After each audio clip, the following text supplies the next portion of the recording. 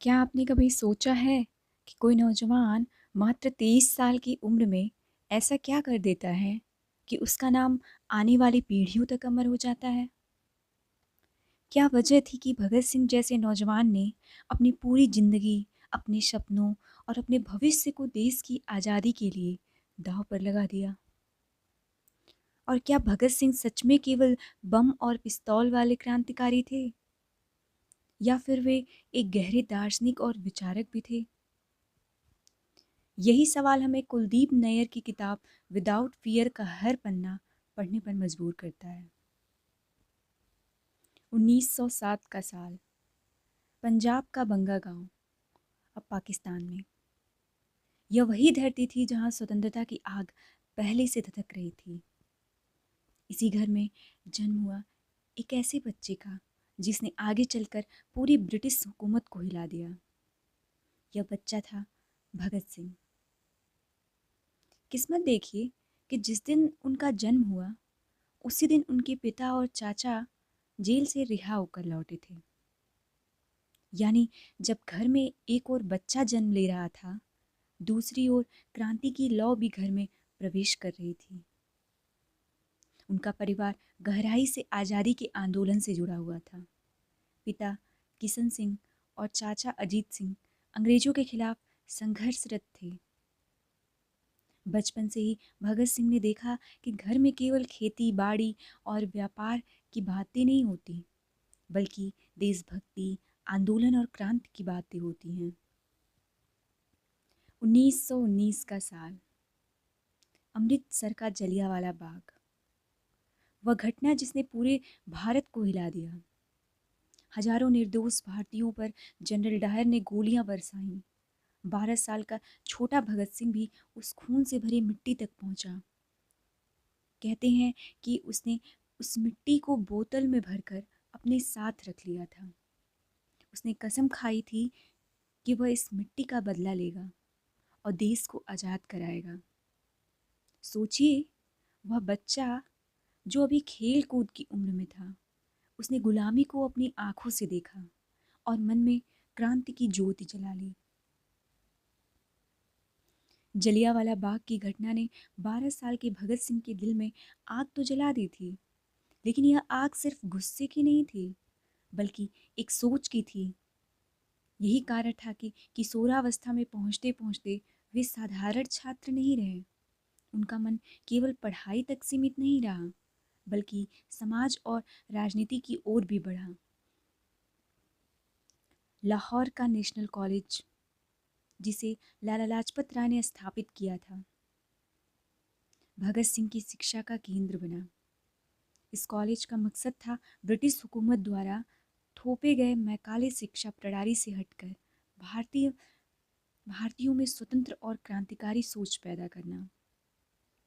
यहीं से भगत सिंह ने न केवल अंग्रेजी इतिहास और राजनीति पढ़ी, बल्कि क्रांति के अंतर्राष्ट्रीय विचारों को भी आत्मसात किया। उनकी लाइब्रेरी में रूस की क्रांति, लेनिन और मार्क्स की किताबें, टॉल्स्टॉय और गदर पार्टी के लेख भरे रहते। भगत सिंह धीरे धीरे समझ गए कि आज़ादी केवल राजनीतिक स्वतंत्रता तक सीमित नहीं होनी चाहिए, बल्कि सामाजिक बराबरी और आर्थिक न्याय भी जरूरी है। वे मानते थे कि अगर सिर्फ अंग्रेजों को भगा दिया गया, लेकिन समाज में अमीरी, गरीबी, जातिवाद और शोषण बरकरार रहा, तो यह अधूरी आज़ादी होगी। इस दौर में वे हिंदुस्तान रिपब्लिकन एसोसिएशन से जुड़े, जो बाद में हिंदुस्तान सोशलिस्ट रिपब्लिकन एसोसिएशन बना। यहाँ उन्हें चंद्रशेखर आज़ाद जैसे साथियों का साथ मिला। यह संगठन क्रांति की राह पर चलने वाले युवाओं का समूह था, जो मानते थे कि अब केवल भाषण और याचिकाओं से काम नहीं चलेगा। 1928 का साल, भारत में साइमन कमीशन आता है। पूरे देश में नारा गूंजता है, साइमन गो बैक। लाहौर में भी जोरदार प्रदर्शन होता है, जिसका नेतृत्व पंजाब केसरी लाला लाजपत राय कर रहे थे। अंग्रेज पुलिस ने बर्बर लाठीचार्ज किया। राय जी पर सीधे प्रहार किए गए। घायल अवस्था में उन्होंने कहा मेरे सीने पर पड़ी हर लाठी ब्रिटिश साम्राज्य की ताबूत की कील बनेगी।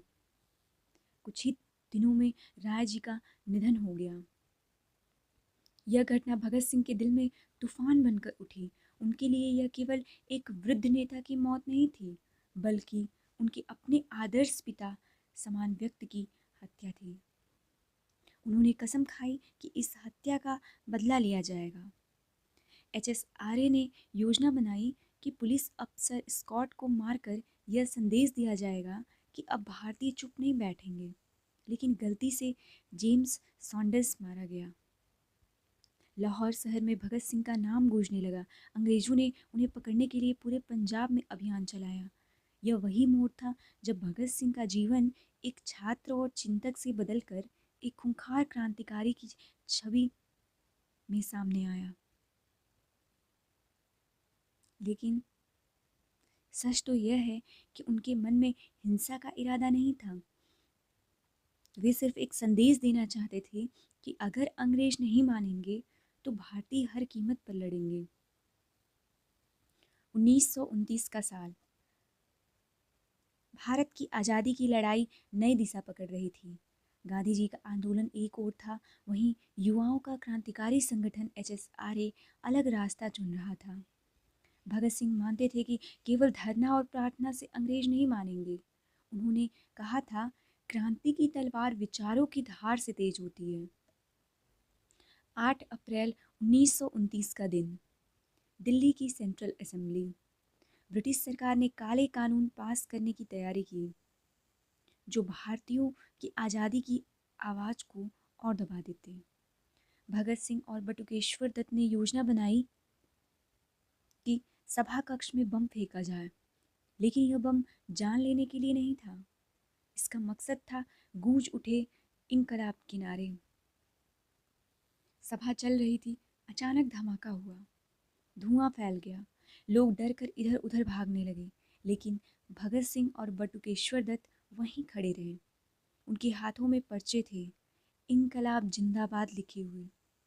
वे भाग सकते थे, लेकिन उन्होंने खुद को गिरफ्तार करवाया। उनकी गिरफ्तारी ने पूरे देश में हलचल मचा दी। अदालत में भगत सिंह ने साफ कहा, हम बम फेंक कर भागना चाहते तो भाग जाते, लेकिन हमने गिरफ्तारी इसलिए दी है ताकि पूरी दुनिया देखे कि भारतीय अब चुप नहीं रहेंगे।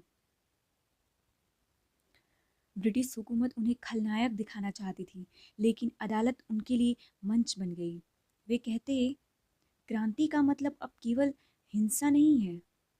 क्रांति का अर्थ है अन्याय का अंत और नए समाज की शुरुआत। उनकी यही बात पूरे देश में गूंज उठी।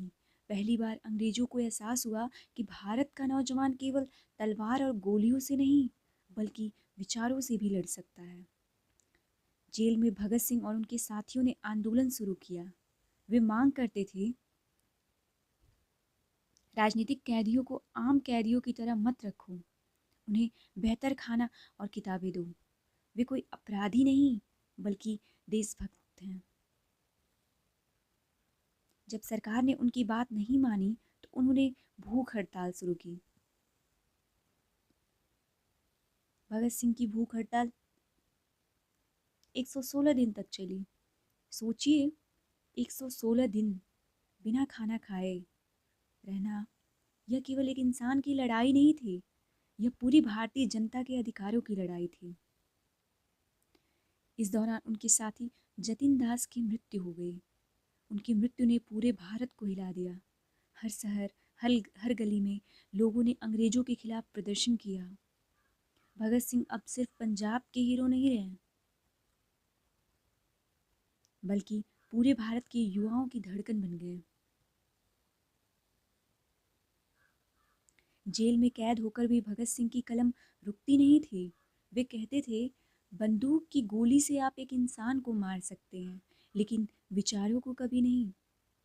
विचारों के लिए तो पूरी दुनिया में लड़ाई लड़ी जाती है। जेल में रहकर उन्होंने कई लेख और पत्र लिखे। इनमें सबसे प्रसिद्ध था, मैं नास्तिक क्यों हूँ। इस लेख ने पूरे भारत में हलचल मचा दी। लोग सोचते थे कि भगत सिंह केवल हिंसक क्रांतिकारी हैं, लेकिन इस लेख से साबित हुआ कि वे गहरे दार्शनिक और विचारक भी थे। उन्होंने कहा, अगर भगवान हैं तो वह अन्याय क्यों होने देते हैं? अगर वह न्यायप्रिय हैं तो भारत पर यह गुलामी क्यों? मैं नास्तिक इसलिए हूँ क्योंकि मैं इंसान की ताकत पर विश्वास करता हूँ, न कि किसी अदृश्य सत्ता पर। उनकी जेल डायरी आज भी उनके गहरे विचारों का प्रमाण है। उसमें समाजवाद, समानता और एक ऐसे भारत का सपना था जहाँ सबको बराबरी मिले। वे मानते थे कि केवल अंग्रेजों को भगाना आज़ादी नहीं है। असली आज़ादी तब होगी जब समाज से गरीबी, भेदभाव और जातिवाद खत्म हुआ। अदालत में भी उनका अंदाज बिल्कुल निडर था। जब उनसे पूछा गया कि वे क्यों हिंसा का रास्ता चुनते हैं, तो उन्होंने कहा, हम बम और पिस्तौल का इस्तेमाल किसी की जान लेने के लिए नहीं करते, बल्कि सत्ता के कान खोलने के लिए करते हैं। अंग्रेज बहरे हैं, उन्हें हमारी आवाज़ सुनाने का यही तरीका बचा है। 23 मार्च 1931 की रात, लाहौर की जेल। भगत सिंह, राजगुरु और सुखदेव तीनों हंसते हंसते फांसी के फंदे पर बढ़ चले। जेलर तक हैरान था कि ये तीनों ऐसे गा रहे थे, सरफरोशी की तमन्ना अब हमारे दिल में है।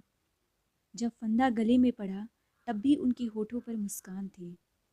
ब्रिटिश सरकार ने फांसी का समय आधी रात कर दिया ताकि कोई आंदोलन न हो, लेकिन जैसे ही खबर बाहर पहुंची, पूरे भारत में तूफान मच गया। लोगों ने कहा, आज भारत ने अपने सबसे बहादुर बेटे खो दिए हैं, लेकिन उनकी शहादत व्यर्थ नहीं जाएगी। उनकी शहादत ने पूरे देश में आज़ादी की आग को और भड़का दिया। हर नौजवान, हर छात्र, हर किसान कहने लगा, हम भी भगत सिंह बनेंगे। और सच यही है, भगत सिंह केवल मरे नहीं, वे अमर हो गए। 23 मार्च 1931 की रात को जब भगत सिंह, राजगुरु और सुखदेव को फांसी दी गई, तो ब्रिटिश सरकार ने सोचा था कि इससे क्रांतिकारी आंदोलन दब जाएगा, लेकिन हुआ इसके बिल्कुल उलट। उनकी शहादत ने करोड़ों भारतीयों के दिलों में आग जला दी। आज़ादी का आंदोलन अचानक और तेज हो गया। गांव-गांव में बच्चों बच्चे के होठों पर एक ही नारा था, इनकलाब जिंदाबाद। जहां कांग्रेस का अहिंसात्मक आंदोलन लोगों को जोड़ रहा था, वहीं भगत सिंह की शहादत ने युवाओं को साहस और जोश दिया। यह केवल एक इंसान नहीं रहे, बल्कि एक प्रतीक बन गए, साहस, बलिदान और विचारों के प्रतीक। भगत सिंह की सबसे बड़ी विरासत उनकी विचारधारा है। वे मानते थे कि केवल राजनीतिक आज़ादी काफ़ी नहीं है। अगर समाज में अमीरी, गरीबी, जातिवाद और अन्याय बना रहेगा, तो यह अधूरी आज़ादी होगी। उनकी यह सोच उन्हें केवल एक क्रांतिकारी नहीं, बल्कि एक दार्शनिक भी बनाती है। उनकी किताबें और लेख जैसे मैं नास्तिक क्यों हूँ और उनकी जेल डायरी आज भी युवाओं को सोचने पर मजबूर करती है। वे कहते थे, क्रांति की तलवार विचारों की धार से तेज होती है। और सच यही है, आज़ादी के इतने साल बाद भी उनके विचार उतने ही प्रासंगिक हैं जितने उस समय थे। कुलदीप नैयर की किताब without fear the life and trial of Bhagat Singh हमें यही संदेश देती है। भगत सिंह की असली ताकत सिर्फ उनकी बंदूक और बम नहीं थे, बल्कि उनके विचार, उनके साहस और उनकी निडरता थी। वे बिना डर के जीते थे और बिना डर के ही शहादत को गले लगाते हैं। आज जब हम भगत सिंह को याद करते हैं, तो हमें सिर्फ उनकी तस्वीर या उनके नारे तक सीमित नहीं रहना चाहिए। हमें उनके विचारों को समझना होगा। समाज में बराबरी की लड़ाई, अन्याय और शोषण के खिलाफ आवाज़ उठाना और बिना डर के जीना,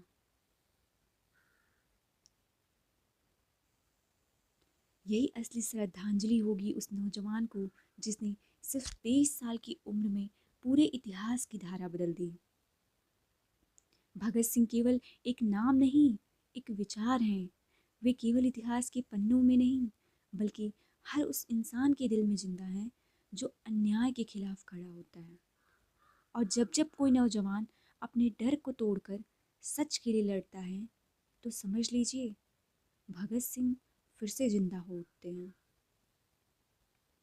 दोस्तों, भगत सिंह ने सिर्फ 23 साल की छोटी सी उम्र में वो कर दिखाया जो बड़े बड़े लोग पूरी जिंदगी भी नहीं कर पाते। उन्होंने हमें सिखाया कि असली आज़ादी केवल अंग्रेजों से नहीं, बल्कि डर, अंधविश्वास, गरीबी और अन्याय से भी पाना है। आज जब हम आज़ाद भारत में सांस ले रहे हैं, तो यह याद हमें यह याद रखना होगा कि यह आज़ादी हमें मुफ्त में नहीं मिली। इसके पीछे हजारों बलिदान हैं, जिनमें सबसे चमकता हुआ नाम है शहीद आजम भगत सिंह। तो आइए हम सब मिलकर यह संकल्प लें कि उनके विचारों को केवल किताबों तक सीमित नहीं रखेंगे, बल्कि अपनी ज़िंदगी में उतारेंगे। जब तक अन्याय के खिलाफ आवाज़ उठती रहेगी, जब तक समानता और सच्चाई की लड़ाई लड़ी जाएगी, तब तक भगत सिंह अमर रहेंगे। इनकलाब जिंदाबाद।